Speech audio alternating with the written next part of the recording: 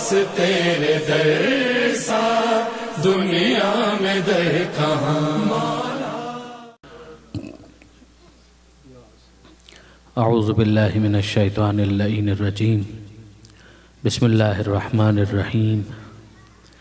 الحمد للہ رب العالمین والصلاة والسلام علی اشرف الانبیاء والمرسلین سیدنا و مولانا ابی القاسم محمد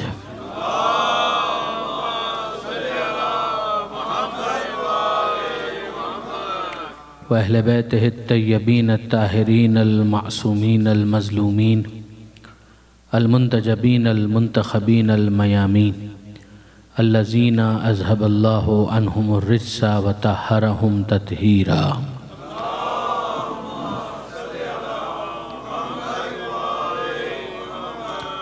لا سیما علی الامام المنتظر والحجة الثانی عشر واللعنة الدائمة الباقية على أعدائهم أجمعين من يوم ظلمهم إلى قيام يوم الدين. اللهم إنا نرغب إليك في دولة كريمة تعز بها الإسلام وأهله وتذل بها النفاق وأهله وتجعلنا فيها من الدعاة إلى طاعتك والقادة إلى سبيلك وترزقنا بها كرامة الدنيا والآخرة. رب اشرح لي صدري ويسر لي أمري واحلل عقدة من لساني يفقه قولي وجلني خالصا لوجهك الكريم يا الله. صلوات على محمد وآل محمد.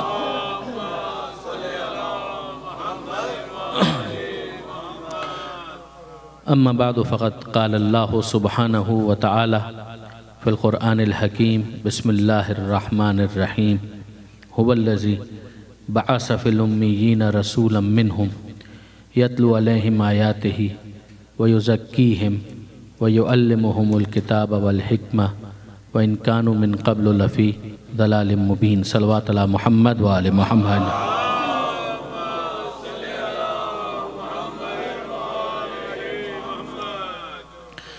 برادران عزیز و خاران محترم،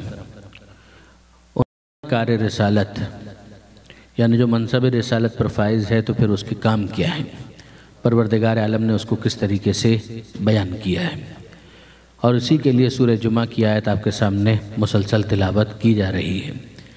کل میں نے گزارش کی تھی کہ پروردگار عالم نے ان کاموں کو جو اس آیت کے اندر بیان کیے ہیں، اس سے پہلے 3 مقامات ترتیب تلاوت کے مطابق ہمیں نظر آتے ہیں، اور کل اسی کانٹیکس اور سیاق کو سمجھانے میں ظاہر کہ پوری مجلس صرف ہوئی. جو وہ پہلا موقع اور مقام تھا سورہ بقرہ کا پہلے پارے کے تقریباً اختتام پر، جہاں حضرت ابراہیم علیہ السلام کی کچھ دعائیں ہیں کہ جب تعمیر خانہ کعبہ کے موقع پر انہوں نے پروردگار عالم کی بارگاہ میں یا الفاظ کے ذریعے یا قلبی ارادے کے ذریعے سے پیش فرمائیں، تو وہاں پروردگار عالم نے جہاں سے بات ان کی شروع ہوئی تھی وہ یہ تھی کہ ربنا تقبل منا انکا انت السمیع العلیم. کہ اے پروردگار، یہ خانہ کعبہ کو ہم نے تعمیر تو کر دیا ہے، ابراہیم بھی ہیں، اسماعیل بھی ہیں، لیکن اس کے بعد دعا یہ ہے کہ اے مالک تو اسے قبول فرما. یقیناً تو سننے والا ہے، یقیناً تو جاننے والا ہے. یہ بھی بلاغت قرآنی ہے کہ سمیع اور علیم کا ذکر کیا. سمیع کا مطلب ہے سننے والا، یعنی اگر الفاظ ہوں تو وہ سنے گا، اور اگر علیم یعنی اگر دل کا ارادہ ہو تو ارادہ قلبی سے بھی پروردگار بہت اچھی طریقے سے واقف ہے. کہ علیم بذات الصدور، وہ تو دلوں کے اندر جو خیالات آتے ہیں ان کو بھی بہت اچھی طریقے سے جانتا ہے کہ انسان سوچتا کیا ہے، انسان کے ذہن میں خیال کیا آتا ہے. یہ بھی برادران عزیز ضمناً ایک بات آ گئی تو میں عرض کر دوں اور پھر آگے ہم بڑھیں کہ یہ بھی معصومین نے پروردگار عالم کا جو تعارف کروایا ہے، یقین جانیے یہ کوئی مبالغہ نہیں ہے. اگر نہج البلاغہ کو آپ ہٹا دیں تو توحید کی تشریح آپ کو نہیں مل پائے گی. آپ اصول کافی کے اندر کتاب التوحید کو دیکھیے، نہج البلاغہ کو دیکھیے، شیخ صدوق نے جو آل محمد کی تعلیمات کی روشنی میں کتاب توحید ترتیب دی ہے اس کو آپ دیکھیں تو اندازہ ہوتا ہے کہ کن رخوں سے پردہ ہٹایا ہے اور کس طریقے سے سمجھایا ہے پروردگار عالم کی توحید کو. تو یہ قرآن کی وہ آیتیں کہ جن کے اندر پروردگار نے اپنا تعارف کروایا ہے، اس کی ڈیٹیلز اور پھر اس کا ایلوبریشن وہ ہمیں ملتا ہے معصومین کے پاس۔ دیکھیے برادران عزیز، ابھی ماہ رمضان جب گزرا تو آپ لوگوں نے یقیناً دعائے جوشن کبیر پڑھی ہوگی۔ اس دعائے جوشن کبیر یعنی اگر ہم یہ کہیں کہ ہمیں اہل بیت سے تمسک پر فخر ہے تو یہ بالکل بجا ہے۔ یہ دعائے جوشن کبیر، دعائے عرفہ امام حسین، یہ دعائے کمیل، یہ جو معصومین کی طرف سے ہم تک تحفے پہنچے ہیں کہ پروردگار کی بارگاہ میں اگر عرض ادب کرنا ہے تو طریقہ یہ ہے، تو برادران عزیز یہ وہی سمجھائے گا نا جو وہاں سے آیا ہوگا۔ جو وہاں سے آیا ہوگا وہی تو اس پروٹوکول کو جانتا ہے، وہی تو جانتا ہے کہ کس طریقے سے اس کی بارگاہ میں مناجات کرنی ہے، دعا کرنی ہے، عرض ادب کا طریقہ کیا ہے۔ اب آپ غور فرمائیے، اسی دعائے جوشن کبیر میں اسی سمیع اور علیم کے حوالے سے میں عرض کروں کہ کتنا پیارا جملہ ہے۔ معصوم نے سکھایا کہ خدا کو پکارو اس طرح سے، یا من لا یشغلہ سمع عن سمع، اے وہ خدا کہ جس کو ایک کی پکار کا سننا دوسرے کی پکار کے سننے سے غافل نہیں کرتا۔ مجھے یاد ہے ایک صاحب علم نے ایک مرتبہ ویسٹ ہی کا کہیں کا ذکر کیا تھا کہ چرچ کے اندر ایک صاحب داخل ہوئے اور انہوں نے پروردگار عالم کو پکارا اور یہ کہا کہ اے پروردگار، oh my lord, I need $1 million، kindly arrange. اور وہیں پر ایک دوسرا فقیر تھا، وہ کہہ رہا تھا او my lord, I just need $1۔ تو وہ جو $1 million کی اپلیکیشن لے کر آیا تھا، اس نے اپنی جیب سے $1 نکال کر اس کو دیا اور کہا کہ you keep this $1 and let God think over my problem, it is more important. کیا ہمارے پاس پروردگار عالم کا یہ کانسیپٹ ہے کہ اگر اس نے پکار لیا تو پھر پروردگار تو انگیج ہو گیا، تو پھر اس کے بعد وہ دوسرے کی پکار کو کہاں سن پائے گا؟ یہ معصوم نے بتایا، سمجھایا کہ تم خدا کو خود پہ قیاس مت کرو۔ یہ تمہارا کیسا وائلڈ اسپیکولیشن ہے کہ تم خود پر خدا کو قیاس کرتے ہو۔ خدا ان کانوں سے نہیں سنتا، پروردگار کانوں کا خالق ہے، اس کی سماعت بھی بالاتر ہے، اس کا علم بھی بالاتر ہے۔ درود بھیجے گا محمد و آل محمد پر۔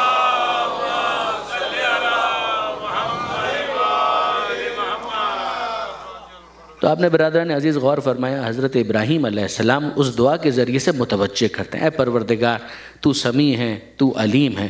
اور پھر اس کے بعد جو دوسرا معروضہ ہے اس کو باقاعدہ حضرت ابراہیم علیہ السلام نے پیش کیا کہ اے پروردگار اب میں یہ چاہتا ہوں وَجْعَلْنَا مُسْلِمَيْنِ لَكَ، ابراہیم بھی ہیں اسماعیل بھی ہیں، اور دونوں کی یہ دعائیں کہ اے پروردگار ہمیں تو اپنی بارگاہ میں مسلم قرار دے، مسلمین لک، مسلم قرار دے۔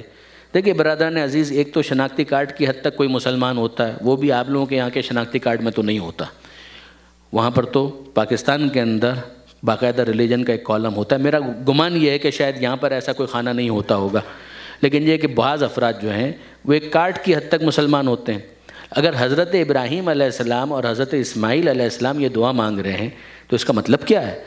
ایک فقط ظاہری اعتبار سے as it appears on the face of it ہم یہ کہیں کہ یہ مسلمان ہے، اور ایک وہ ہے کہ نہیں، کہ یہاں پر اسلام کا مطلب یہ ہے کہ اس کی ٹرو اسپرٹ کے اندر کہ ایک ایسا شخص کہ جو پوری طرح سے اپنی مرضی کو خدا کی بارگاہ میں سبمٹ کر دے۔ یہ خود امیر المومنین حضرت علی ابن ابی طالب علیہ السلام نے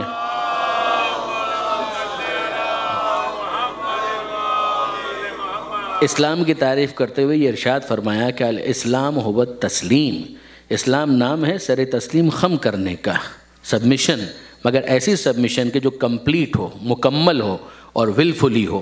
والتسلیم هو الیقین، اور تسلیم بھی ایسا کرنا کہ جو منزل یقین پر انسان کو لے جائے۔ یعنی ایک یہ ہے کہ گن پوائنٹ کے اوپر آپ کسی کو مجبور کر دیں، وہ پروردگار نے اس دنیا کے اندر معاملہ نہیں رکھا، اگر ایسا رکھنا ہوتا تو کوئی کافر ہو سکتا تھا۔ آپ غور فرمائیے اس بات کے اوپر کہ یہ جو انسان کے اختیار یا فری ول کا ایشو ہے اس کو کس طریقے سے علماء نے ڈسکس کیا۔ یہ علامہ سید علی نقی صاحب کا جملہ ہے، بہت پیارا جملہ ہے۔ وہ فرماتے ہیں کہ جناب علی، کافر کا وجود خود انسان کے اختیار کی دلیل ہے، کہ اگر پروردگار عالم نے اختیار نہ دیا ہوتا تو کس کی مجال ہے کہ اس دنیا کے اندر وہ کافر رہ پائے۔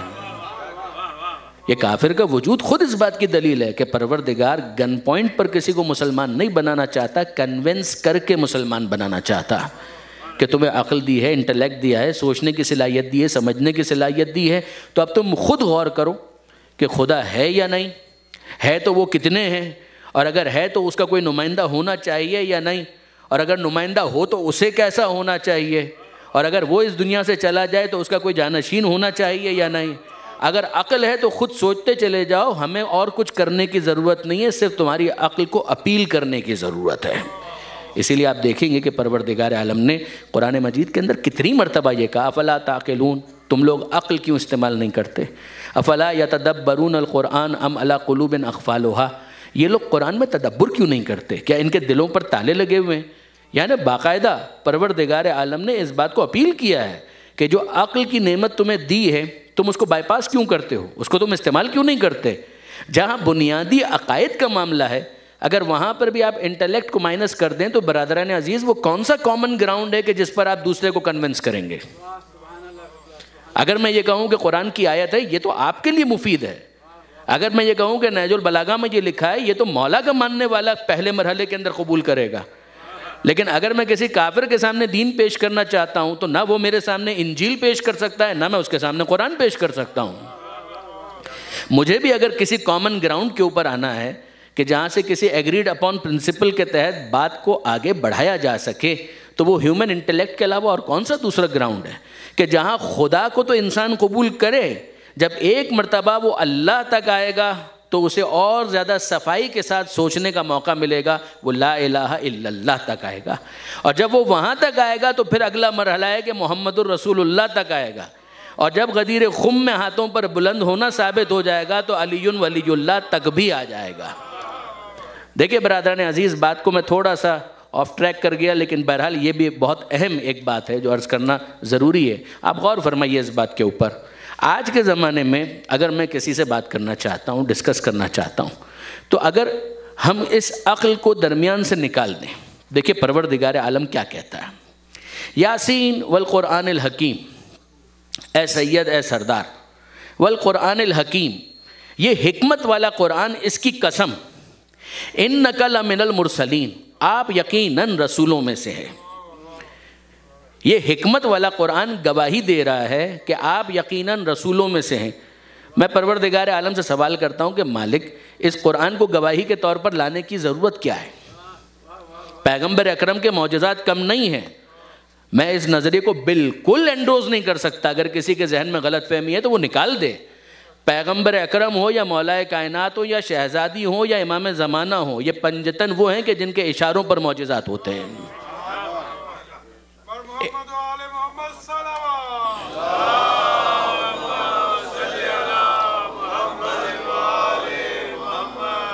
تو ہر ایک کے اپنے انڈیویجول ایکسپیرینسز ہیں، ہر ایک کی اپنی قلبی واردات ہے، ہر ایک کے اپنے تجربات ہیں، ان سب کو ہٹائیے۔ اب ہم بات تو یہ کر رہے ہیں کہ کسی غیر مسلم کے سامنے ہمیں کچھ پیش کرنا ہے، اگر وہ میرے سامنے انجیل کو پیش کریں، وہ میرے سامنے یہ کہے کہ بھئی حضرت عیسیٰ علیہ السلام، اس وقت آپ نہ مسلمان ہیں، نہ آپ کرسچن ہیں، نہ آپ یہودی ہیں، آپ کچھ بھی نہیں ہیں، آپ ایک ایتھیسٹ ہیں، آپ ایک ملحد ہیں، فرض کیجئے، اور آپ کے سامنے کوئی چیز پیش کی جا رہی، اور کوئی کہے کہ جناب عیسیٰ علیہ السلام کو آپ نبی مانیے، کیوں؟ اس لیے کہ انہوں نے مردوں کو زندہ کر دیا، تو یقین جانیے ایک ایتھیسٹ تو آرام سے کہے گا کہ جن کے سامنے زندہ کیا ہے وہ ایمان لائیں، میرے سامنے تو نہیں کیا۔ ہم یہ کہیں وہ کوڑی کو شفا دے دیتے تھے، تو ٹھیک ہے، اگر کسی کو اس طرح سے شفا ان سے ملی ہے تو وہ ایمان لے کر آئے، مگر میرے سامنے تو یہ نہیں ہوا، میں کیوں مانوں؟ کوئی کہے کہ موسیٰ علیہ السلام کو آپ نبی مانیے، اس لیے کہ موسیٰ علیہ السلام نے عصا کو پھینکا اور وہ اژدہے میں تبدیل ہو گیا، کہا کس کے سامنے؟ کہا فرعون کے سامنے، کہا اس کی ذمہ داری ہے کہ وہ ایمان لے کر آئے، میں کیوں ایمان لے کر آؤں گا؟ میں کیوں ان کے اوپر ایمان لاؤں؟ میرے سامنے تو یہ سب کچھ نہیں ہوا۔ اب آپ غور فرمائیے، وہ کہے کہ صاحب ہماری یہ انجیل ہے، بائبل ہے، اس کو پڑھیے، اولڈ ٹیسٹمنٹ توریت کو پڑھیے، نیو ٹیسٹمنٹ بائبل کو پڑھیے اور ایمان لائیے، یقین جانیے کہ آپ ایمان نہیں لا پائیں گے۔ جو کچھ اس کے اندر لکھا ہوا ہے اس کو پڑھنے کے بعد فیئر اوپینین یہی بنے گا کہ نہیں صاحب اس کے اندر بڑی گڑبڑ ہے۔ جہاں پر یعقوب علیہ السلام آپ کو کشتی کرتے ہوئے نظر آئیں اللہ میاں سے، پروردگار عالم کے ساتھ معاذ اللہ ریسلنگ ہو رہی ہے حضرت یعقوب علیہ السلام کی، تو اس کو پڑھنے کے بعد ایک انسان مائل تو نہیں ہو پائے گا. جہاں پر حضرت لوط علیہ السلام نعوذ باللہ من ذالک جو ان کا کردار وہاں پر پیش کیا جا رہا ہے میں ممبر سے بیان بھی نہیں کر پاؤں گا. تو وہ کہے کہ صاحب اگر رول ماڈل اس طریقے کے آپ کے ہیں کہ جن کو آپ اس طرح سے پریزنٹ کر رہے ہیں تو نو وے. پھر اس کے بعد ایمان لانے کا کیا سوال پیدا ہوتا ہے؟ تو وہ کہیں کہ ٹھیک ہے صاحب یہاں تک تو ہم لوگ آؤٹ ہو گئے، مگر اب آپ بتائیے کہ اسلام کے لیے آپ کے پاس کیا دلیل ہے؟ اور اب میں کہنا شروع کروں کہ پیغمبر جو ہمارے تھے انہوں نے سورج کو پلٹایا، انہوں نے چاند کو 2 ٹکڑے کیا، انہوں نے ستارے اتار دیا. یہ سب کچھ ہوا اور بے شک ہوا، مگر برادران عزیز آپ کو انصاف کے ساتھ اس کو بھی یہ کہنے کا موقع دینا پڑے گا. وہ کہے گا کہ جناب علی موسیٰ علیہ السلام نے آپ کے سامنے عصا کو اژدہا نہیں بنایا تو آپ نے کہا میں کیوں ایمان لاؤں. عیسیٰ علیہ السلام نے آپ کے سامنے کسی مردے کو زندہ نہیں کیا تو آپ کو یہ کہنے کا حق ہے کہ میں کیوں ایمان لاؤں. تو پھر آپ ہمیں بھی تو یہ حق دیجئے. آپ کے نبی نے یہ کام کیے ہوں گے، سورج کو پلٹایا ہوگا، چاند کو 2 ٹکڑے بھی کیا ہوگا، ستارے کو اتارا بھی ہوگا، سنگریزے نے ہاتھ پر تسبیح پڑھی بھی ہوگی، مگر ہمارے سامنے تو یہ سب کچھ نہیں ہوا. آپ نے غور فرمایا؟ یہ وہ اعتراض ہے کہ جو آئے گا، اور یہ اعتراض بالکل صحیح آئے گا. یہ معجزات ہوئے اور ان سے بہت زیادہ معجزات ہوئے، بے شک ہوئے، کوئی شک نہیں ہے. مگر برادران عزیز قضیہ سارا یہ ہے کہ جس رسالت کو قیامت تک جانا ہے اس رسالت کے کسی معجزے کو بھی قیامت تک جانا چاہیے، ورنہ اس رسالت کی جسٹیفیکیشن کیا ہوگی؟ پیغمبر اکرم کا انتقال ہوا ہے، پیغمبر اکرم کی رسالت ختم نہیں ہوئی ہے. رسول کا انتقال ہونا اور بات ہے، رسالت کو ختم ہو جانا وہ اور بات ہے. رسالت ہے اور قیامت تک جائے گی. ختم نبوت کا مطلب ہی یہ ہے. تو اب برادران عزیز میں آپ سے پوچھتا ہوں کہ مجھے بتائیے کہ آج کے زمانے میں ہمارے پاس پیش کرنے کے لیے کیا ہے؟ یہ وہ منزل ہے کہ جہاں پر یہ آیت ہماری رہنمائی کرتی ہے کہ یاسین والقرآن الحکیم، اے سید اے سردار، والقرآن الحکیم، یہ حکمت والا قرآن گواہی دے رہا ہے، انک لمن المرسلین، باقی معجزات تمہاری نگاہوں کے سامنے نہ بھی ہوں تو یہ کتاب تمہارے سامنے آج بھی موجود ہے، قیامت تک موجود رہے گی. اور دعویٰ کیا ہے؟ یا ایھا الناس، سورہ بقرہ، اے انسانوں، کسی گروہ کی بات نہیں ہے، تمام انسانوں کی بات ہے.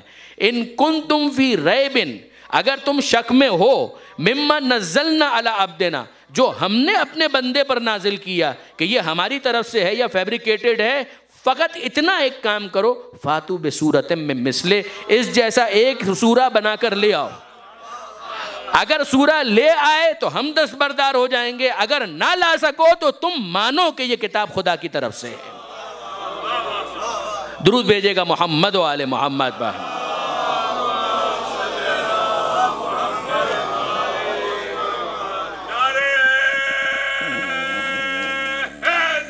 یا علی. تو اب آپ نے غور فرمایا برادران عزیز، کیس تو یہ ہے کہ پروردگار عالم نے اس طریقے سے اس مسئلے کو حل کیا کہ عقل انسانی کا اس کو اپیل کرو، اس کے سامنے پیش کرو کہ یہ کتاب معجزہ ہے، یا وہ جواب لے آئے. اب معجزہ قرآن ہونے کی جہتیں کتنی ہیں وہ خود اپنی جگہ پر ایک ٹاپک ہے اور مستقل موضوع ہے.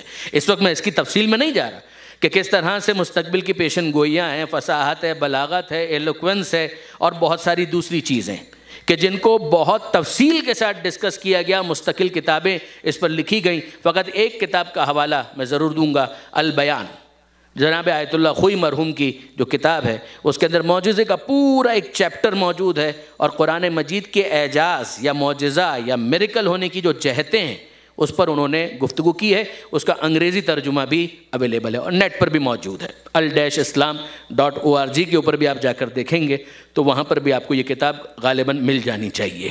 تو یہ خود اپنی جگہ ایک موضوع ہے. مگر یہاں سے ہمیں سمجھ میں آتا ہے، اب اگر کوئی ہم سے پوچھے کہ ٹھیک ہے یہ تو آپ کے رسول کی رسالت کا ثبوت ہو گیا، یعنی اگر واقعاً کوئی انٹلیکچوئل آنیسٹی کے ساتھ بات کر رہا ہے اور اس کے سامنے ہم پیش کریں، وہ جواب نہ لا سکے، وہ کہہ کہ ٹھیک ہے ہم نے آپ کے رسول کو مان لیا، اب بتائیے کہ عیسیٰ علیہ السلام کو آپ کیوں مان رہے ہیں؟ ان کا معجزہ تو آپ نے نہیں دیکھا. موسیٰ علیہ السلام کو آپ کیوں مان رہے ہیں؟ ان کا معجزہ تو آپ نے نہیں دیکھا. نوح علیہ السلام کو آپ کیوں مان رہے ہیں؟ ان کا معجزہ تو آپ نے نہیں دیکھا. تو اب برادران عزیز ہمارا جواب کیا ہوگا؟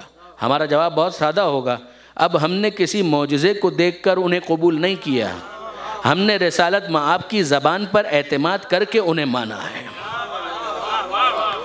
نہ ہم نے آدم کو دیکھا، نہ ان کا کوئی معجزہ دیکھا، نہ ہم نے نوح کو دیکھا، نہ ان کا سفینہ دیکھا، نہ ہم نے موسیٰ کو دیکھا، نہ ان کا عصا دیکھا، نہ عصا کو اژدہا بنتے دیکھا، نہ ہم نے عیسیٰ کو دیکھا، نہ ان کا دم عیسیٰ یا ید بیضا، ان میں سے کوئی چیز ہم نے نہیں دیکھی، مگر ہمارے سامنے یہ کتاب معجزہ بن کر ہے، اس کے ذریعے سے ہم نے رسول کی رسالت کو مانا، اور جب اس کی رسالت کو مانا تو اس سے پوچھتے چلے گئے کہ اللہ کے رسول یہ بتائیے اور کس کس کو ماننا ہے۔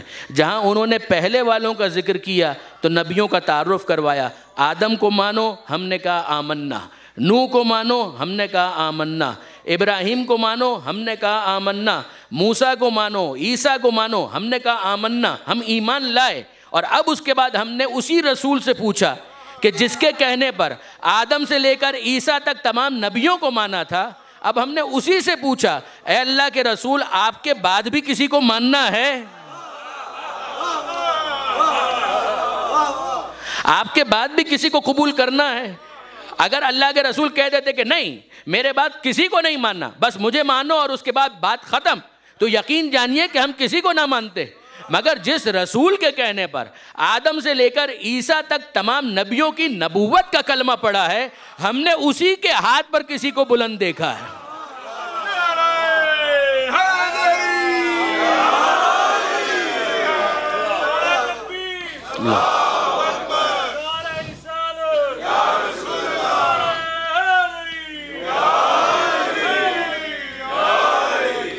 ہم نے اسی کے ہاتھ پر کسی کو بلند دیکھا ہے۔ اور برادران عزیز یقین جانیے کہ پاکستان کے اندر میں اکثر یہ جملہ کہا کرتا ہوں کہ بھئی مولا سے ہماری کیا رشتہ داری ہے، سادات کی تو پھر ہے، ہماری کیا رشتہ داری ہے؟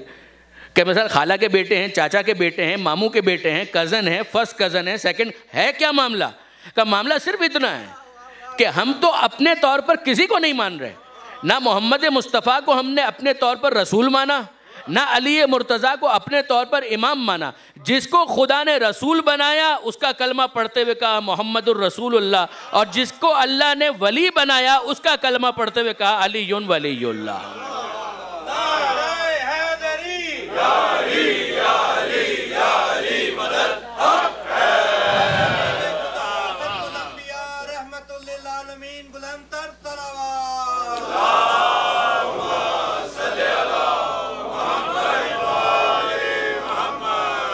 یہ سر تسلیم خم کرنے کا تقاضا ہے کہ اگر ایک انسان اسلام کو مان رہا ہے اور اس کا معاملہ یہ ہے کہ سر تسلیم خم کرو تو پھر مانو۔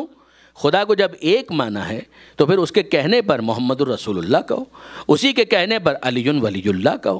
اگر یقین کیجئے کہ کسی اور کو پیغمبر اکرم نے ہاتھوں پر بلند کیا ہوتا ہم اس کو مان لیتے، مگر اس میں ہمارا کیا قصور ہے کہ پیغمبر اکرم کسی اور کو بلند نہیں کرتے، بلند کرتے ہیں تو پیغمبر اکرم کے ہاتھوں پر علی ہی بلند نظر آتے ہیں۔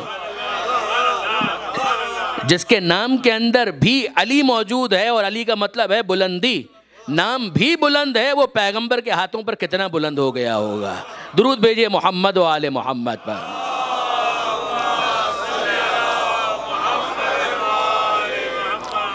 اور یہیں سے اس مسئلے کا بھی حل ہمیں مل جاتا ہے کہ بھئی امام 12 کیوں ہیں؟ ہمیں کوئی 12 پر اصرار تھوڑی ہے، ہمارا کوئی اصرار نہیں ہے کہ امام 12 ہونے چاہیے، 1200 ہوں، 12,000 ہوں، 12 لاکھ ہوں، ہمیں اس میں کوئی دلچسپی نہیں ہے کہ امام کتنے ہیں، ہمیں دلچسپی اس میں ہے کہ پروردگار نے کتنوں کو امام بنایا۔ اگر پروردگار کہے کہ 15 امام ہیں تو ہم 15 مانیں گے، اگر پروردگار کہے کہ 100 امام ہیں تو 100 مانیں گے، اگر خدا کہے کہ 50 امام ہیں ہم 50 مانیں گے۔ ہمیں عدد میں کوئی دلچسپی نہیں، ہم 12 کو اس لیے مان رہے ہیں کہ وہ 12 کو منوا رہا ہے۔ نہ پہلے پر ہمیں اصرار ہے نہ 12ویں پر ہمیں اصرار ہے۔ اگر وہ 12 کو منوائے تو 12 کو ماننا اسلام ہے، اور اگر وہ 12,000 کو منوائے تو 12,000 کو ماننا اسلام ہے۔ ہمیں عدد کے اوپر کوئی اصرار نہیں ہے برادران عزیز۔ اب یہاں پر آپ دیکھیے کہ حضرت ابراہیم علیہ السلام جب وہ اپنے بارے میں کہہ رہے ہیں اور اسماعیل علیہ السلام کے بارے میں کہہ رہے ہیں، یہ بھی مقدمہ ہے۔ اے پروردگار اجعلنا مسلمین لک، ہمیں اپنی بارگاہ میں مسلمان رکھنا۔ کسی کی مجال ہے کہ یہاں پر ترجمہ کرے کہ ہمیں مسلمان کرنا؟ کسی کی مجال ہے کہ یہ ترجمہ کرے کہ ہمیں مسلمان کرنا؟ یہ آیت تطہیر میں ہمیشہ اعتراض کیا جاتا ہے. بہت سے افراد ہیں کہ جنہوں نے کتابوں کے اندر یہ لکھا کہ اگر ہم مان بھی لیں کہ یہ اہل بیت کے بارے میں ہے اور پنجتن کے بارے میں ہے تو اس کا مطلب کوئی نجاست تو ہوگی جسے خدا نے دور کیا. نعوذ باللہ من ذالک. یہی یرید اللہ لیذھب عنکم الرجس، تو اللہ نے رجس کو دور کیا، تو کوئی رجس ہوگا کہ جس کو اللہ نے دور کیا. یہ کہتے ہوئے وہ بھول جاتے ہیں کہ چادر کے نیچے خود محمد مصطفیٰ بھی موجود ہیں. وہ بھول جاتے ہیں. لیکن برادران عزیز، وہاں پر عام طور پر یہ کہا جاتا ہے کہ مان بھی لیں تو اس کا مطلب یہ ہے کہ کوئی رجس تھا، کوئی نجاست تھی کہ جس کو دور کیا. اس موقع پر بھی سمجھانے کے لیے خانہ کعبہ ہی کی آیت پیش کی جاتی ہے کہ پروردگار عالم نے تطہیر ہی کا عنوان پیش کیا تھا اور یہ کہا تھا انطہر بیتی، اے ابراہیم، اے اسماعیل، اس خانہ کعبہ کو پاک کرو یا پاک رکھو. ابھی تو تعمیر ہوا ہے، تعمیر ہوتے ہی حکم یہ دیا جا رہا ہے کہ طہارت کا اہتمام کرو. اس کا مطلب کیا ہے کہ طہارت کا کوئی باقاعدہ ایسا مسئلہ نہیں ہے کہ کوئی نجاست ہو اور اس سے اس کو پاک کرنا ہو، لیکن اس کی پاکیزگی کو مینٹین کرنا، اس کو باقی رکھنا، طہارت کو قائم رکھنا، یہ ابراہیم، یہ اسماعیل تمہارا کام ہے. اب آپ غور فرمائیے، بغیر کسی رجس کے طہارت کو باقی رکھنا یہ بھی تطہیر کا مفہوم ہے. بالکل اسی طریقے سے آل محمد مرکز طہارت ہے. یہ ذمہ خدا کا ہے کہ دنیا کوشش کرتی چلی جائے مگر دامن اہل بیت کبھی داغدار نہیں ہو سکتا. درود بھیجے گا محمد و آل محمد.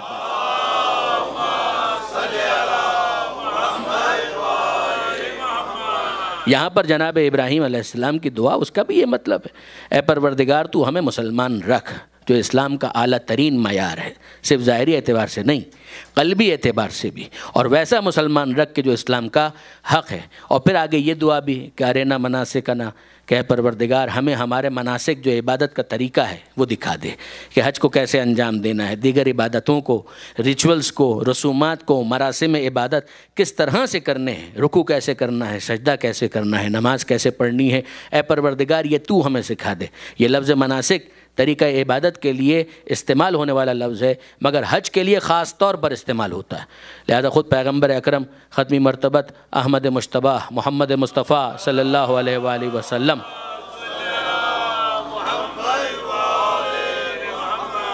ان کا جملہ بھی ہے کہ خذوا عنی مناسککم، کہ مجھ سے مناسک حج کو سیکھ لو. جو حج کے مناسک ہیں، حج کا طریقہ ہے، مجھ سے سیکھ لو. بطور عمومی عبادت کے جتنے طریقے ہیں ان سب کو مناسک سے تعبیر کیا جاتا ہے. تو آپ غور فرمائیے، یہ ابراہیم علیہ السلام، یہ اسماعیل علیہ السلام، پہلی دعا ربنا تقبل منا انک انت السمیع العلیم، ہم سے قبول کر، تو سننے والا ہے، تو جاننے والا ہے. دوسری دعا ہمیں مسلمین قرار دے، یعنی تیری بارگاہ میں ایسا کہ جو سر تسلیم خم کرنے والا ہو.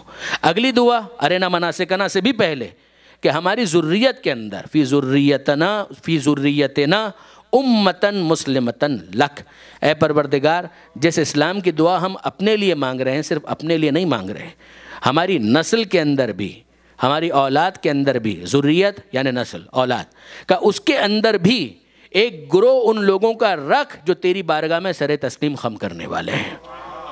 یہ کس کی ذریت کی بات ہو رہی ہے؟ دعا کرنے والا کون ہے؟ ابراہیم علیہ السلام اور اسماعیل علیہ السلام دونوں کی دعائیں ہیں. میرے نوجوان دوستوں کے لیے گزارش کر رہا ہوں کہ ابراہیم علیہ السلام کے دو بیٹے ہیں، ایک جناب اسحاق اور دوسرے جناب اسماعیل. جناب اسحاق سے سلسلہ الگ چلا کہ جہاں پہ جناب یعقوب علیہ السلام، پھر یوسف علیہ السلام. یہ یعقوب علیہ السلام ہی ہیں کہ جن کا نام ہے اسرائیل، جن کی اولاد کو کہا گیا بنی اسرائیل. یہی وہ سلسلہ کہ جس کے اندر پھر آگے بہت انبیاء آئے، موسیٰ علیہ السلام، عیسیٰ علیہ السلام، داؤد علیہ السلام، سلیمان علیہ السلام، زکریہ علیہ السلام، یحییٰ علیہ السلام. یہ جتنے نام آپ سنتے ہیں یہ تقریباً سب کے سب یہ بنی اسرائیل کے اندر آئے. سلسلہ کہاں سے چلا تھا؟ جناب ابراہیم علیہ السلام سے، ان کے بیٹے جناب اسحاق علیہ السلام، ان کی ذریت کے اندر جو ہیں وہ ابراہیم اور اسحاق کی ذریت کہلائیں گے. یہاں پر دعا کون مانگ رہا ہے؟ ابراہیم علیہ السلام اور اسماعیل علیہ السلام.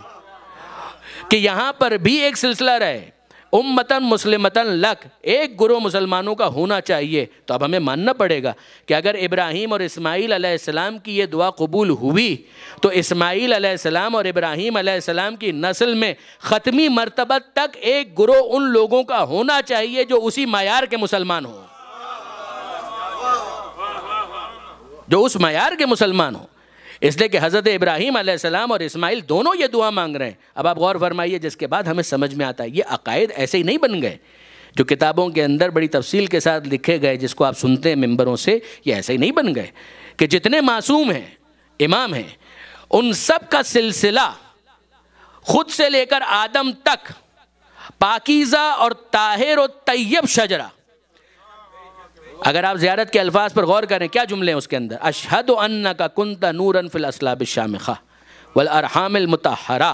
میں گواہی دیتا ہوں اے مولا حسین کہ آپ آدم علیہ السلام تک پیچھے جتنا آپ کا سلسلہ رہا ہمیشہ پاک اسلاب میں رہا، پاک ارحام میں رہا. اسلاب الشامخہ والارحام المطہرہ، کہیں پر بھی شرک کی نجاست موجود نہیں تھی.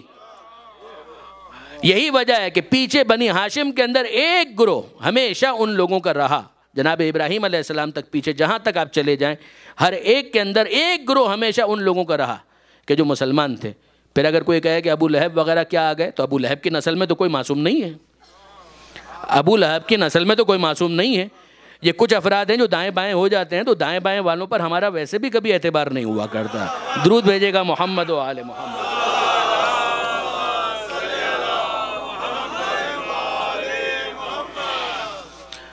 بنیادی طور پر میں اس شجرے کی بات کر رہا ہوں کہ پیغمبر اکرم کے والد جناب عبداللہ، ان کے والد جناب عبد المطلب، امیر المومنین، ان کے بابا جناب ابو طالب علیہ السلام، محسن اسلام، محسن رسول، ان کے والد، پھر سلسلہ متصل ہو جائے گا جناب عبد المطلب. یہ سلسلہ پورے کا پورا، یہ دعائے ابراہیم و اسماعیل ہمیں بتا رہی ہے کہ سلسلہ گروہ مسلمین کا ہمیشہ سے ذریت ابراہیم اور ذریت اسماعیل میں رہا پیغمبر اکرم تک. نسل اسماعیل کے اندر بعد میں جو رسول آئے ہیں وہ آپ کے اور میرے خاتم النبیین احمد مجتبیٰ محمد مصطفیٰ صلی اللہ علیہ وآلہ وسلم.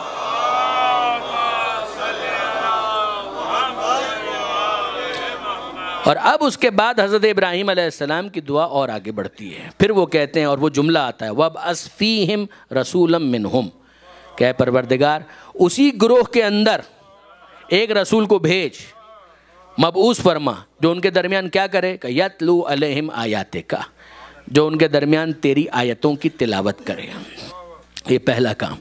دوسرا کام وَيُعَلِّمُهُمُ الْكِتَابَ وَالْحِكْمَةَ، جو انہیں کتاب کی تعلیم دے اور حکمت کی تعلیم دے. وَيُزَكِّيهِمْ، اور جو ان کے نفسوں کو پاک کرے. کہ یہ کام وہ کرے، بھیج کن میں؟ اسی گروہ مسلمین میں جو میری ذریت کے اندر ہے. یہاں پر لفظ امیین بھی نہیں ہے، یہاں پر کوئی دوسرا لفظ نہیں ہے. جب وسعت کے ساتھ بات ہوگی تو ظاہر ہے کہ کیلگری کے اندر آپ ہیں تو کینیڈا میں تو خود بخود ہیں، اور کینیڈا میں آپ ہیں تو نارتھ امریکہ میں آپ ہیں، اور نارتھ امریکہ میں ہیں تو ڈیفینیٹلی آپ دنیا کے اندر موجود ہیں. تو جب سلسلہ پھیلے گا تو اس انداز سے بات درست ہوگی. لیکن یہاں پر جو پروردگار عالم نے خاص اہتمام کیا ہے وہ یہ کہ ایک گروہ مسلمین کا ہے کہ جن کے اندر حضرت ابراہیم اور اسماعیل علیہم السلام یہ دعا مانگ رہے ہیں کہ اے پروردگار ان میں اس رسول کو بھیجنا جو ان کے درمیان یہ کام کرے، آیتوں کی تلاوت کرے، کتاب کی تعلیم دے، حکمت کی تعلیم دے، اور ان کے نفسوں کو پاک کرے. یہ حضرت ابراہیم علیہ السلام نے دعا مانگ لی. اب میں آپ سے سوال پوچھتا ہوں، مجھے یہ بتائیے، حضرت علامہ سید علی نقی صاحب نے اس کو اس طریقے سے بیان کیا بہت عمدگی کے ساتھ، کہ آپ مجھے بتائیے ایک بات، ہم عام طور پر دعا کے بارے میں کیا سمجھتے ہیں؟ اولاد نہیں تھی، دعا مانگی تو اولاد ہو گئی، تو دعا نہیں مانگتے تو اولاد شاید نہ ہوتی. پیسہ نہیں تھا، خدا سے دعا مانگی تو غربت دور ہو گئی، پیسہ آ گیا. تو دعا نہ مانگتے تو شاید پیسہ نہ آتا، دولت نہ آتی. تو یہاں پر بھی ایسا ہی ہے کہ یہ حضرت ابراہیم علیہ السلام اور اسماعیل علیہ السلام چونکہ دعا مانگ رہے ہیں لہٰذا پروردگار نے رسول بھیج دیا. واقعی ایسا ہے کہ اگر وہ دعا نہ مانگتے تو پروردگار عالم نے بھیجنا بھی نہ تھا. یہ کہنے سے پہلے ذرا سوچ لیجئے گا، رسول کا خود جملہ ہے کنت نبیا و آدم و بین الماء والطین، کہ میں اس وقت بھی نبی تھا جب آدم مٹی اور پانی کے درمیان تھے. اور مولا کا جملہ ہے کنت ولیا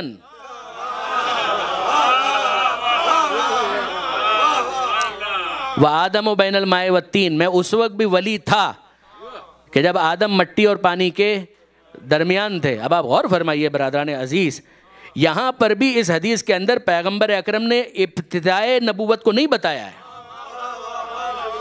کہ میں کب سے نبی تھا، یہ بتایا ہے کہ اس وقت بھی نبی تھا، اس سے پہلے کب نبوت ملی اس کا کوئی ذکر نہیں ہے۔ یہ فہم انسانی کے اندر اتنا تحمل ہی نہیں ہے کہ نبوت ختمی مرتبت کو اس طرح سے سمجھ سکے۔ درود بھیجئے محمد و آل محمد۔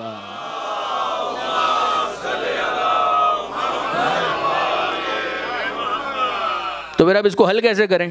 مسئلہ تو ہے، حضرت ابراہیم علیہ السلام کی دعا 4000 سال پہلے جناب ابراہیم علیہ السلام نے اسماعیل علیہ السلام نے یہ دعا مانگی۔ تو پھر میں عرض کروں کہ کیا اس موقع پر مثلا ابراہیم علیہ السلام، اسماعیل علیہ السلام سوچ رہے تھے کہ بھائی بہت مناسب ہوگا کہ اس آخری زمانے کے اندر ایک رسول بھی آ جائے؟ تو پھر پروردگار عالم نے معاذ اللہ ایک بورڈ بٹھایا اور غور کیا کہ ہاں اس پہ سوچ لینا چاہیے، اور پھر اس کے بعد فیصلہ کیا کہ ٹھیک ہے آخری زمانے کے اندر ہم ایک رسول کو بھیجتے نہیں، ایسا کوئی معاملہ نہیں ہے، یہ پروردگار کا تصور ہمارے پاس نہیں ہے۔ تو پھر اس کو سمجھیں کیسے، اس کو حل کیسے کریں؟ میرے نوجوان دوست اگر خاص طور پر توجہ کر رہے ہیں تو وہ غور فرمائیں۔ اگر آپ غور کریں، ایک نعرہ ہمارا ہے جو اس مسئلے کو حل کرنے کے لیے بہت کافی ہے، اور وہ کون سا ہے؟ نعرہ صلوات۔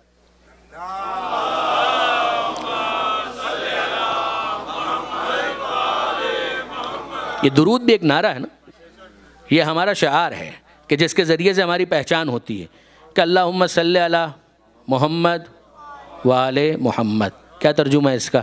اے اللہ تو رحمت نازل فرما محمد اور آل محمد پر۔ کیا آپ کے اس دعا مانگنے کے بعد خدا رحمت نازل کرے گا؟ یہ بات اس کی ہو رہی ہے کہ جس کے سردار کے لیے خدا نے کہا ہے وَمَا أَرْسَلْنَاكَ إِلَّا رَحْمَةً لِلْعَالَمِينَ، اے حبیب ہم نے آپ کو عالمین کے لیے رحمت بنا کر بھیجا۔ تو ہمارے دعا مانگنے کے بعد پروردگار عالم ان پر رحمت نازل کرے گا۔ ارے چھوڑیے اس آیت کو بھی، آیہ درود ہی کو دیکھیے، پروردگار عالم نے تو پہلے ہی اعلان کر دیا ان اللہ وملائکتہ یصلون علی النبی، اللہ اور ملائکہ تو درود بھیج رہے ہیں، رحمت نازل ہو رہی ہے، اللہ بھیج رہا ہے، ملائکہ لا رہے ہیں، اور پھر اس کے بعد حکم دیا جا رہا ہے یا ایھا الذین آمنو، اے ایمان لانے والوں، صلو علیہ وسلموا تسلیما، تم بھی درود و سلام بھیجو۔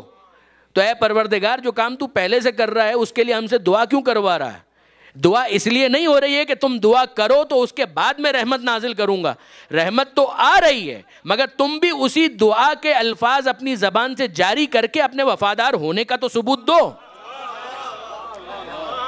کہ جو خدا کر رہا ہے تم بھی وہی چاہ رہے ہو۔ یہ انسان جو دعا مانگ رہا ہے درود کے ذریعے سے، اس کی دعا کے بعد رحمت نازل ہوگی ایسا نہیں ہے، رحمت پہلے سے نازل ہو رہی ہے، بس اتنا ہے کہ جب ارادہ پروردگار کو سمجھ لیا تو اب پروردگار جو کر رہا ہے اسی کو اپنی زبان سے دعا کے ذریعے سے بیان کر دو تاکہ تمہاری وفاداری ثابت ہو جائے، تمہارا وفادار ہونا ثابت ہو جائے۔ اب جب ایسا ہے تو اس کے بعد مسئلہ حل ہو گیا کہ ابراہیم علیہ السلام، اسماعیل علیہ السلام لوح محفوظ پر لکھی ہوئی تحریر کو پڑھ چکے تھے کہ آخری زمانے میں رسول نے آنا ہے اور ان کاموں کو اس نے انجام دینا ہے۔ یہاں پر دعا کے بعد رسول کو بھیجنے کا فیصلہ نہیں ہوگا، یہ ابراہیم علیہ السلام کا وفاداری کا اعلان ہے کہ اے پروردگار جو تو چاہتا ہے میں بھی وہی بات تیری بارگاہ میں دعا کے ذریعے سے پیش کر رہا ہوں۔ درود بھیجئے محمد و آل محمد۔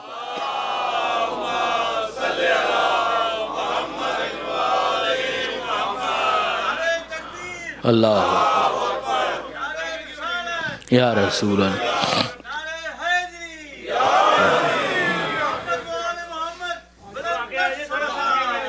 اللہم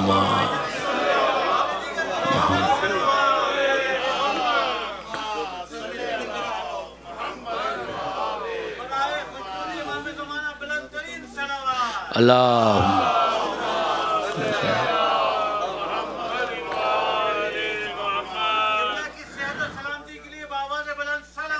اللہم صلی اللہ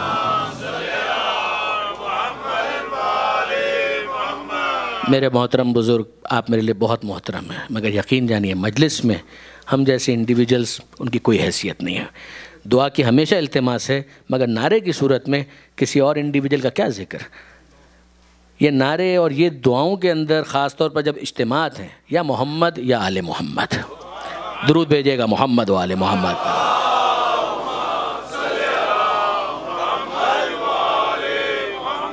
تو برادران عزیز، یہ دو مثالیں میں نے آپ کے سامنے پیش کی اور قرآن مجید ہی سے ہیں، ایک جناب ابراہیم علیہ السلام کی دعا اور ایک جناب پروردگار کا جو حکم ہے کہ جس کے ذریعے سے درود کو واجب کیا گیا کہ زندگی میں کم سے کم ایک بار تو انسان ضرور پڑھے، بلکہ نماز کے اندر تو تشہد کے بعد ہر مرتبہ اگر وہ درود نہ پڑھے تو جناب امام شافعی کا جملہ جو شعر کی صورت میں کہ آل محمد تمہارے شرف کے لیے یہ بہت کافی ہے، من لم یصلی علیکم لا صلاۃ لہ، کہ اگر کوئی تم پر درود نہ بھیجے تو اس کی نماز اس کے منہ پر مار دی جائے گی۔ یہ شرف ہے، یہ مرتبہ ہے۔ تو یہ دو مقامات تو ہمیں سمجھ میں آ گئے۔ اب اس کے ذریعے سے وہ تیسرا مقام بھی ہمارے لیے واضح ہو جانا چاہیے جو بعض ذہنوں کو ٹونٹ کرتا ہے، اور وہ کیا ہے کہ یہ ہم زمانے کے امام کی سلامتی کے لیے دعا کیوں مانگتے ہیں؟ اس کو بھی اعتراض کی صورت میں پیش کیا گیا۔ اگر آپ کتابیں دیکھیں گے تو اس کے اندر جو فرائض وظائف حضرت حجت کے حوالے سے ماننے والوں کے بیان ہوئے ہیں، اس کے اندر بہت ساری چیزیں ہیں۔ حضرت حجت کی طرف سے حضرت حجت کی سلامتی کے لیے صدقہ نکالو، حضرت حجت کی طرف سے نیابت میں حج کرنے کے لیے بھیجو، اسی میں یہ چیز بھی ہے کہ حضرت حجت کی سلامتی کے لیے دعا مانگو۔ اے پروردگار، اگر تجھے سلامت رکھنا ہے تو ہمارے دعا مانگنے کی کیا ضرورت ہے؟ اے پروردگار، اگر ہم صدقہ نہ بھی نکالیں، اگر تو نے سلامت رکھنا ہے تو کوئی کیا کر لے گا؟ نہیں برادران عزیز، یہاں پر بھی معاملہ وہی ہے، رحمت نازل ہو رہی ہے، آخری زمانے میں نبی نے آنا ہے۔ وہ ابراہیم کی وفاداری کا اعلان ہے کہ وہ دعا کے ذریعے سے کہتے ہیں اے پروردگار تو وہ کام کر جو کرنے والا ہے۔ وہ درود کے ذریعے سے ہم اپنی وفاداری کا اعلان کرتے ہیں اے پروردگار رحمت تو بھیج رہا ہے، میں بھی یہی چاہتا ہوں۔ بالکل اسی طریقے سے اے پروردگار جو زمانے کا امام ہے اس کی سلامتی تیرے ذمے ہے، مگر میں بھی سلامتی کی دعا کر کے اس بات کا اعلان کر رہا ہوں کہ میں نمک حرام نہیں ہوں، میں نمک حلال ہوں۔ امام زمانہ بلند تر صلوات اللہ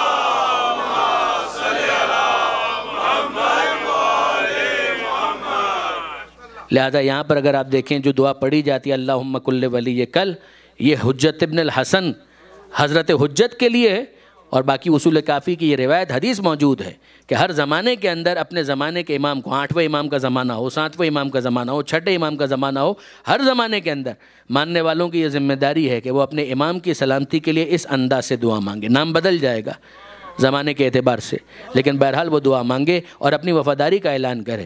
بیعت فقط ایک مرتبہ نہیں ہوتی، حتمی بیعت کے لیے ہمیشہ وفاداری کا تذکر دیا جاتا ہے، یاد دہانی کی جاتی ہے۔ اسی کا ایک انداز یہ ہے کہ دعائے سلامتی امام زمانہ پڑھی جائے، اسی طرح سے ان کے لیے صدقہ نکالا جائے۔ اور یاد رکھیے برادران عزیز، یہ گھرانہ وہ گھرانہ ہے، اگر یہاں کچھ پیش کیا جائے گا تو خالی ہاتھ یہ لوگ لوٹاتے نہیں ہیں۔ ہم نے جب کچھ نہیں کیا تو اتنا کچھ مل گیا، ذرا سوچئے کہ کچھ ان کی بارگاہ میں تحفہ درود پیش کر دیا جائے، تحفہ دعا پیش کر دیا جائے تو وہ کیا کچھ عطا نہیں کریں گے۔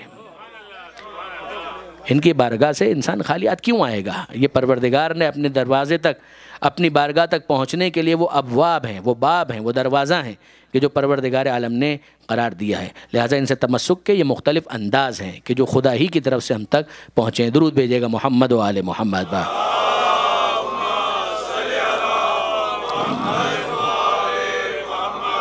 تو اب برادران عزیز یہ ایک موقع ہمارے سامنے مکمل ہوا جناب ابراہیم علیہ السلام کی دعا کے حوالے سے، اسماعیل علیہ السلام کی دعا بھی ساتھ میں۔ پھر اس کے بعد دوسرا موقع جہاں دوسرا پارہ شروع ہوتا ہے، یہ پہلے پارے کا اختتام، اور دوسرا پارہ جہاں شروع ہوتا ہے وہاں پروردگار عالم نے ذکر کیا تحویل قبلہ کا کہ بیت المقدس سے خانہ کعبہ قبلہ قرار پایا۔ تو وہیں پر آغاز ہی میں آپ کو یہ بحث ملے گی، سیقول السفہاء ما ولاھم عن قبلتہم التی کانوا علیہا، کہ ان قریب یہ بے وقوف اور احمق لوگ کہیں گے کہ کیا بات تھی کہ جس کی وجہ سے انہوں نے قبلہ تبدیل کر دیا۔ اور پھر پروردگار عالم نے سمجھا کہ للہ المشرق والمغرب، مشرق اور مغرب سمتیں تو سب پروردگار کی ہیں، کہیں پر بھی تم رک کرو خدا تو وہاں موجود ہے۔ پروردگار سمت و مکان کے اندر محدود نہیں ہے، وہ ہر جگہ ہونے کے باوجود لا مکان ہے، وہ ہر جگہ ہونے کے باوجود لا مکان ہے۔ پروردگار عالم جہاں رک کرو خدا موجود ہے، اور اس کے بعد وہ لامکان ہے، اس کی تشریح اپنے مقام پر. لیکن برادران عزیز غور فرمائیے کہ پھر پروردگار عالم ایک ڈسپلن چاہتا ہے. خانہ کعبہ کی اہمیت اور عظمت کو سمجھانا بھی مقصود ہے، مگر اگر کوئی شخص یہ سمجھتا ہے کہ بس رخ کسی طرف اگر کر لیا جائے تو یہی نیکی ہے، تو پھر پروردگار نے کریکٹ کیا کہ لیس البر ان تولوا وجوہکم قبل المشرق والمغرب، کہ نیکی اس چیز کا نام نہیں ہے کہ تم نے رخ کس طرف کیا ہوا ہے. یہ تو ایک ڈسپلن ہے. پروردگار چاہتا ہے کہ ایک نظم، ایک ضبط لوگوں کے اندر آئے، بطور مسلمان ان کا قبلہ ہو اور وہ اہل قبلہ کہلائیں، وہ درست ہے. لیکن اگر کوئی شخص یہ سمجھتا ہے کہ بس اس طریقے سے اس نے اپنی ذمہ داری پوری کر لی، نہیں، دین پورا موجود ہے. ایمان لاؤ، اعمال صالحہ کو انجام دو، اس کے بعد تم مومن کہلاؤ گے، اس کے بعد تم نیکی کے کمال کو حاصل کرو گے. آپ نے غور فرمایا برادران عزیز؟ وہیں پر پروردگار عالم نے کہا کہ کما ارسلنا فیکم رسولا، جس طرح سے ہم نے تمہارے درمیان رسول بھی تو بھیجا. پہلے بھی تو کوئی نبی تھا، مگر اس کی جگہ پر اب یہ نبی آ گیا اور ایسا آیا کہ خاتم النبیین ہے. تو اگر دوسرے نبی کی جگہ پر یہ نبی آ سکتا ہے تو ایک قبلے کی جگہ پر دوسرا قبلہ کیوں نہیں آ سکتا؟ یہ تو پھر مشیت پروردگار ہے، یہ تو مرضی پروردگار ہے کہ وہ کس موقع پر کس کو کس طرح سے پیش کرے. کما ارسلنا فیکم رسولا منکم، جس طرح سے اللہ نے تمہارے درمیان ایک رسول کو بھیجا جو تمہارے درمیان کیا کرتا ہے، پھر وہی کام گنوائے. یتلو علیکم آیاتہ ویزکیہم ویعلمہم الکتاب والحکمہ، وہ ان کے درمیان آیتوں کی تلاوت کرتا ہے، وہ ان کے درمیان نفسوں کو پاک کرنے کا کام انجام دیتا ہے، اور وہ ان کو کتاب کی تعلیم دیتا ہے اور حکمت کی تعلیم دیتا ہے. یہ دوسرا موقع ہے. پھر اس کے بعد تیسرا موقع سورہ آل عمران، اور وہاں پر پروردگار نے ایک عجیب انداز اختیار کیا. لقد من اللہ علی المؤمنین، یہ اللہ کا احسان ہے مومنین کے اوپر. لقد من اللہ علی المؤمنین، اگر کوئی مومن ہے تو وہ اس احسان کو سمجھے گا، یہ اللہ کا احسان ہے. لقد من اللہ علی المؤمنین اذ بعث فیہم رسولا من انفسہم، کہ ان کے درمیان ایک رسول کو مبعوث کیا جو انہی میں سے ہے. یہ اللہ کا احسان ہے. دیکھیے سورہ حجرات 49واں سورہ ہے، جہاں پر پروردگار عالم نے کچھ ایسے احمقوں کا تذکرہ کیا ہے کہ جو احسان جتاتے ہیں کہ ہم ایمان لائیں. پروردگار عالم فرماتا ہے یمنون علیک ان اسلموا، اے حبیب یہ آپ پر احسان جتاتے ہیں کہ یہ اسلام لائے. ان کی حیثیت کیا ہے، ان کی اوقات کیا ہے؟ بل اللہ یمن علیہم، اللہ کا احسان ہے ان کے اوپر اگر یہ لوگ اسلام لائیں. ان ہداہم بالایمان، کہ ان کی ہدایت کی ایمان کی طرف. اب آپ نے غور فرمایا، نہ خدا کو تمہارے اسلام کی حاجت ہے، نہ رسول کو تمہارے اسلام کی حاجت ہے. اگر کوئی اسلام کے ذریعے سے احسان جتا رہا ہے تو اس کا اسلام اس کو مبارک. پروردگار غنی بالذات ہے. انتم الفقراء، تم سب کے سب فقیر ہو. اللہ غنی اور حمید ہے، وہ بے نیاز ہے، اس کو کوئی ضرورت نہیں. یہی بات پروردگار عالم نے حج کے حوالے سے بھی کہی. للہ علی الناس حج البیت من استطاع الیہ سبیلا، یہ اللہ کا حق ہے، اگر کرو تو اچھا ہے. جس کے پاس استطاعت ہے وہ آئے خانہ کعبہ کا حج کرے، اور اگر نہ کرو من کفر فإن اللہ غنی عن العالمین، اور اگر کوئی نہ کرے تو اللہ عالمین سے بے نیاز ہے. اللہ کو نہ تمہارے حج کی ضرورت ہے، نہ تمہاری نماز کی ضرورت ہے. تم خدا کے محتاج ہو، خدا تمہارا محتاج نہیں ہے. یعنی برادران عزیز کل کی بات سے متصل ہو رہی ہے گفتگو کہ آپ غور فرمائیے، اگر ساری دنیا ساری کائنات اللہ کو ایک مان لے تو کیا خدا کی توحید میں کوئی اضافہ ہو جائے گا؟ وہ غنی بذات ہے. اگر سب کے سب رسول کو رسول مان لیں تو کیا رسول کے اسٹیٹس میں کوئی اضافہ ہو جائے گا؟ وہ پہلے بھی رحمت للعالمین تھا، ہے اور رہے گا. اب اس کا مطلب کیا ہوا؟ مطلب یہ ہوا کہ تم خدا کو ایک مانو، تم موحد بن جاؤ. اگر تم نہیں مانو گے تو تم مشرک رہ جاؤ گے. وہ ایک تھا، ایک ہے، ایک رہے گا. تم رسول کو رسول مانو تاکہ تم مسلمان بن جاؤ. اگر تم نہیں مانو گے تو تم کافر رہ جاؤ گے. وہ اللہ کا رسول تھا، ہے اور رہے گا. اور یہی شان اس کے ولی کی بھی ہے. تم اس کو ولی مانو تاکہ تم مومن بن جاؤ. اگر تم نہیں مانو گے تو تم منافق رہ جاؤ گے. وہ کل ایمان تھا، کل ایمان ہے، کل ایمان رہے گا.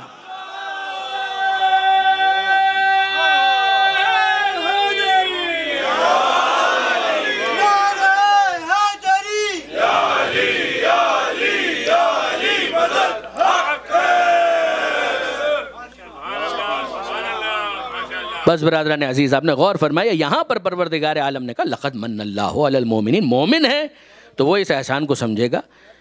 اذ بعث فیہم رسولا من انفسہم، کہ ان کے درمیان اس رسول کو بھیجا جو ان کے درمیان آیتوں کی تلاوت کرتا ہے، ان کے نفسوں کو پاک کرتا ہے، انہیں کتاب کی تعلیم دیتا ہے، انہیں حکمت کی تعلیم دیتا ہے، اور وہ سب کچھ بتاتا ہے کہ جو ان کے پاس علم نہیں تھا.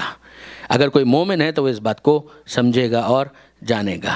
اور برادران عزیز، اگر احسان مان لیا ہوتا تو جو منیت کی منزل پر ہے اس کے ساتھ یہ نہ کیا ہوتا.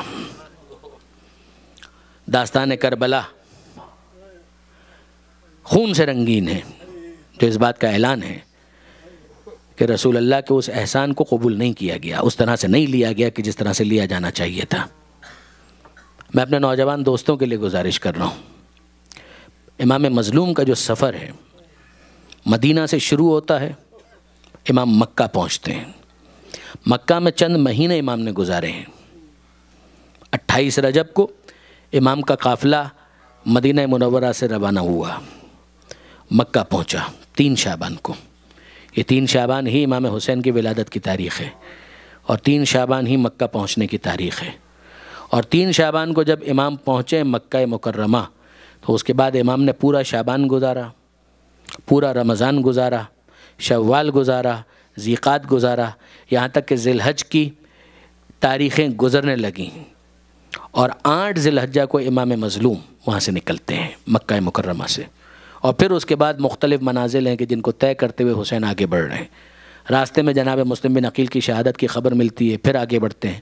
اور پھر اس کے بعد وہ وقت آتا ہے کہ جہاں پر امام مظلوم یہ طے کرتے ہیں کہ اب کوفہ کی طرف نہیں جانا ہے، اور اپنا رخ موڑ لیتے ہیں، واپسی کی طرف نہیں، اس مقتل کی تلاش میں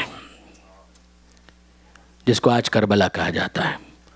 حسین مظلوم کے علم میں ہے وقت ولادت جس کی شہادت پر پیغمبر اکرم نے گریہ کیا ہو، علی اور زہرا نے گریہ کیا ہو، حسن مجتبیٰ نے گریہ کیا ہو، اس کو بہت اچھی طرح سے معلوم ہے کہ مجھے کہاں پر قتل ہونا ہے، مجھے کہاں پر اپنا خون پیش کرنا ہے، مجھے کہاں پر اپنی شہادت خدا کی بارگاہ میں پیش کرنی ہے. حسین بہت اچھی طرح سے جانتے ہیں. اور برادران عزیز، وہ وقت آ گیا کہ جب حسین کے سواری کے جانور نے آگے بڑھنے سے انکار کر دیا، ذوالجناح نے آگے بڑھنے سے انکار کر دیا. ذوالجناح حسین کے اشارے کو سمجھنے والا راہوار ہے، وہ سواری ہے حسین کی جو حسین کے اشارے کو سمجھتا ہے. لیکن اس موقع پر کیا ہو گیا؟ حضرت ابوالفضل عباس آگے آئے اور انہوں نے ایک جملہ کہا کہ مولا ایسا لگتا ہے کہ شاید یہ راہوار بہت تھک چکا ہے، میں دوسرے جانور کو لاتا ہوں. دوسرا سواری کا جانور لایا گیا، اس نے بھی چلنے سے انکار کر دیا. 7 جانور تبدیل ہوئے ہیں، 7 سواریاں بدلی ہیں، مگر کوئی وہاں سے آگے بڑھنے کے لیے تیار نہ ہوا. اور اب امام حسین نے سوال کیا کہ یہاں پر جو لوگ رہتے ہیں ان لوگوں کو ذرا بلاؤ، میں جاننا چاہتا ہوں یہ سرزمین کون سی ہے. بنی اسد کا قبیلہ جو اس کے مضافات میں آباد تھا، انہی کی وہ زمین تھی، ان کو بلایا گیا. وہ لوگ آئے، فرزند رسول آئے ہیں، ہم سے کچھ کام ہے، ہم سے کچھ پوچھنا چاہتے ہیں. ہاتھ جوڑ کر کھڑے ہو گئے. فرزند رسول فرمائیے آپ کیا پوچھنا چاہتے ہیں؟ کہا یہ بتاؤ کہ اس جگہ کا نام کیا ہے. ان لوگوں نے بتانا شروع کیا ہے. یقال لہ نینوا، مولا اس کا ایک نام نینوا ہے. امام حسین کو کسی نام کی تلاش ہے. کہا کوئی اور نام بھی ہے؟ کسی نے کہا یقال لہ شط الفرات، مولا اس کا ایک نام شط فرات بھی ہے. کہا ہاں مگر کوئی اور نام بھی ہے؟ کسی نے کہا کہ مولا اس کو غازریہ بھی کہا جاتا ہے. کہا ٹھیک ہے، نینوا، شط فرات، غازریہ، کوئی اور نام بھی ہے؟ کہا کہ مولا اتنے نام تو ہمیں معلوم تھے، اس کے علاوہ اگر کوئی نام ہے تو ہمارے علم میں نہیں ہے، مگر ہمارے قبیلے کا ایک بہت بڑا بوڑھا بزرگ ہے، شاید اسے معلوم ہو، ہم اس کو لے کر آتے ہیں. اس کو لایا گیا. وہ خود سے آ بھی نہیں سکتا تھا، اٹھا کر لایا گیا. اور جب اس کو لایا گیا تو امام حسین نے اس سے کہا کہ اے شخص، تیرے قبیلے کے لوگوں نے یہ نام تو بتائے ہیں، نینوا، غازریہ، شط فرات، یہ نام تو بتائے ہیں، کوئی اور نام بھی اس جگہ کا ہے؟ اس نے اپنے ذہن پر زور دیا اور اس کے بعد کہا مولا یقال لہا کرب و بلا، مولا اس کا ایک نام کرب و بلا بھی ہے. امام نے یہ نام سنا اور فوراً کہا کہ ہاں یہ جگہ ہے ارض و کربن و بلا، جو کرب کی سرزمین ہے، جو بلا کی سرزمین ہے. اور پھر اس کے بعد فرماتے ہیں کہ ہاں ہونا مناخر حالنا، یہ وہ جگہ ہے کہ جہاں پر ہماری سواریاں بٹھائی جائیں گی، یہ وہ جگہ ہے کہ جہاں پر ہمارے خیمے لگائے جائیں گے. ہاں ہونا تصفق و دماؤنا، یہ وہ جگہ ہے کہ جہاں پر ہمارے خون بہائے جائیں گے. اور اگر آپ ذہن پر زور دیں تو کیسے کیسے خون، کس کس کا خون، اون و محمد کا خون، عباس کا خون، علی اکبر کا خون۔ ہاں ایک خون وہ تھا کہ جسے حسین نے بہنے نہیں دیا، اسے اپنے چلو میں جمع کر لیا تھا اور اپنے چہرے پر مل لیا تھا کہ میں اسی عالم میں اپنے نانا کی بارگاہ میں جاؤں گا۔ حسین آگے کہتے ہیں یذبح اطفال ہونا، یہ وہ جگہ ہے کہ جہاں پر ہمارے بچوں کو ذبح کیا جائے گا، یہ وہ جگہ ہے یحتق حریمنا کہ جہاں پر ہماری حرمت کی ہتک کی جائے گی، یہاں پر ہی یہ سارے واقعات پیش آئیں گے۔ حسین ابن علی نے جیسے ہی اپنا ارادہ ظاہر کیا، وہ بوڑھا کہہ اٹھا کہ مولا خدا کے لیے یہاں پر رکنے کا ارادہ نہ کریں، یہ زمین کسی نبی یا کسی ولی کو راس نہیں آئی ہے۔ حسین مظلوم کہتے ہیں مگر ہمارا ارادہ تو یہاں پر رکنے کا ہے۔ اور پھر بنی اسد والوں سے کہنے لگے اے بنی اسد والوں، ہم یہ زمین تم سے خریدنا چاہتے ہیں۔ بنی اسد والے کہتے ہیں مولا آپ جتنے دن رکنا چاہتے ہیں آپ رکیے، ہماری طرف سے کوئی پابندی نہیں ہے، ہماری طرف سے کوئی اعتراض نہیں ہے، آپ رکیے یہاں پر۔ کہا کہ نہیں، معاملہ چند دنوں کا نہیں ہے، چند مہینوں کا نہیں ہے، اب تو ہمیں قیامت تک یہیں پہ رکنا ہے، اب تو ہم یہیں پر رہیں گے، یہی جگہ ہمارا مسکن ہے، یہیں پر ہماری زیارت گاہیں بنیں گی۔ ان لوگوں نے یہ سنا، امام حسین نے ان سے باقاعدہ زمین کو خریدا، اس کی قیمت دی، اور پھر اس کے بعد کہا کہ اے بنی اسد والوں، زمین تو ہم نے تم سے خرید لی، مگر اب اس زمین کو تمہیں کو ہم ہبہ کرنا چاہتے ہیں، گفٹ کرنا چاہتے ہیں، یہ ہماری طرف سے قبول کرو۔ اگر چند شرطوں کو تم قبول کر لیتے ہو تو یہ زمین ہماری طرف سے جو تمہیں سے ابھی خریدی ہے تمہیں کو ہم ہبہ کرتے ہیں۔ یہ جو بھی میں نے اختتام سے کچھ پہلے کہا تھا نا برادران عزیز، کہ اللہ کے احسان کو کوئی سمجھے، اپنے اسلام اور ایمان کا احسان نہ جتائے۔ ہم یہاں عزاداری کرنے کے لیے آتے ہیں برادران عزیز، ہم کیا احسان کریں گے حسین کے اوپر یا حسین کی ماں کے اوپر؟ یہ اللہ کا احسان ہے ہم پر کہ یہاں پر آ کر ہمیں آنسو بہانے کا موقع ملا، یا حسین کہنے کا موقع ملا، فریاد و فغاں کرنے کا موقع ملا۔ یہ میں کیوں کہہ رہا ہوں؟ ذرا دیکھیے تو صحیح کون سا کریم مولا ہے کہ جس کو ہم یاد کر رہے ہیں۔ کہ بنی اسد کو جب زمین ہبہ کر رہے تھے اس وقت کس کو یاد کیا؟ اس وقت کس کا تذکرہ کیا؟ یہ حسین مظلوم کا کتنا بڑا احسان ہے کہ اپنے زائر کو اس موقع پر یاد کر رہے ہیں کہ جب کربلا کے اندر وارد ہوئے ہیں، زمین خریدی، زمین کو ہبہ کیا، اور اس کے بعد کہتے ہیں اے بنی اسد والوں، ایک شرط اگر تم قبول کر لو تو پھر اس کے بعد یہ زمین میں تم کو ہبہ کرتا ہوں۔ شرط کیا ہے؟ کہ شرط یہ کہ دیکھو ہم تو یہاں پر ذبح کر دیے جائیں گے، ہم تو یہاں پر قتل کر دیے جائیں گے، بعد میں جب کبھی ہمارا کوئی زائر ہماری زیارت کے لیے آئے، جب کوئی ہمارا زائر ہماری زیارت کے لیے آئے تو اسے ہماری قبروں کا نشان بتانا کہ یہ حسین مظلوم کی قبر ہے، یہ دوسرے شہداء کی قبر ہے، ان کو نشان بتانا، اور دوسری بات یہ کہ ان کو اپنا مہمان بنانا، یہ ہمارا زائر ہے، یہ معمولی آدمی نہیں ہے، یہ ہماری زیارت کے لیے آیا ہے۔ اور پھر دوسری شرط، اگلی شرط بیان کی، امام کہتے ہیں کہ دیکھو جب یہ فوج اشکیہ ہمیں قتل کر کے یہاں سے چلے جائیں تو اس کے بعد ہمارے لاشیں بکھرے پڑے ہوں گے بے گور و کفن، تم ایک وعدہ اور کرو کہ جب یہ لوگ چلے جائیں گے تو ہمارے لاشوں کو دفن کرنے کے لیے تم آؤ گے اور ہمارے لاشوں کو دفن کرو گے۔ بنی اسد کے مردوں نے ہاتھ جوڑے اور کہا مولا ہم وعدہ کرتے ہیں، جو شرائط آپ نے بیان کی ہیں ہم ان کو پورا کریں گے، مولا ہم لاشوں کو دفن کریں گے۔ جب جانے لگے تو حسین کہتے ہیں اے بنی اسد کے لوگوں، جا تو رہے ہو مگر ذرا اپنے گھر کی خواتین کو تو بھیج دینا۔ بنی اسد والے سنتے ہیں، گئے اور جا کر اپنی خواتین سے کہتے ہیں بیبیوں تمہیں فرزند رسول نے بلایا ہے، بیبیوں تمہیں حسین نے بلایا ہے۔ وہ بیبیاں اپنے حجاب کو سنبھالتی ہوئی، اپنے پردوں کو سنبھالتی ہوئی، اپنے برقعوں کو سنبھالتی ہوئی آئیں فرزند رسول کی بارگاہ میں اور ہاتھوں کو جوڑ لیا۔ آج ہم بھی اس قابل ہو گئے کہ فرزند رسول اپنی کوئی حاجت ہم سے بیان کریں گے۔ کہنے لگی مولا بتائیے کیا حکم ہے؟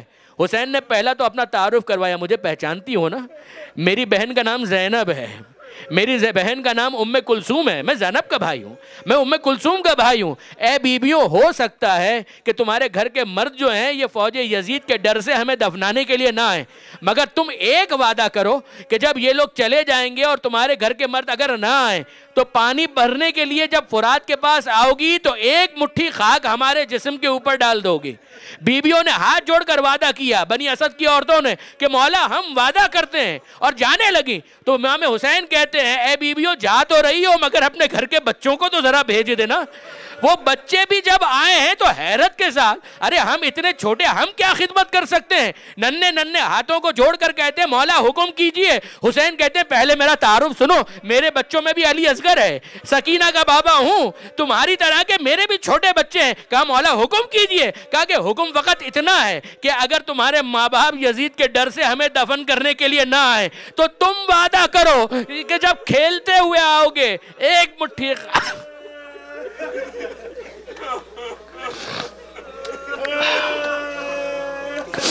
اِنَّا لِلَّهِ وَإِنَّا إِلَيْهِ رَاجِعُونَ وَسَيَعْلَمُ الَّذِينَ ظَلَمُوا أَيَّ مُنْقَلَبٍ يَنْقَلِبُونَ أَلَا لَعْنَةُ اللَّهِ عَلَى الْقَوْمِ الظَّالِمِينَ رَبَّنَا تَقَبَّلْ مِنَّا إِنَّكَ أَنْتَ السَّمِيعُ الْعَلِيمُ ماتم حسین۔